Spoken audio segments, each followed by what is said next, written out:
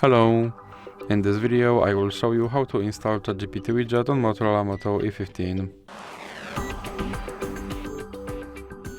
So you have to start by opening your Google Play Store, then click on search bar and type in Wally AI and click search. Now click install, then click open and click on this button to skip introduction, then click not now and click open permissions. Now you have to select the AI assistant and click here to allow this app to display over other apps. Then you can go back and go back again, then click start, and as you can see right here there's my ChatGPT widget and I can open him and I can tell him to do something.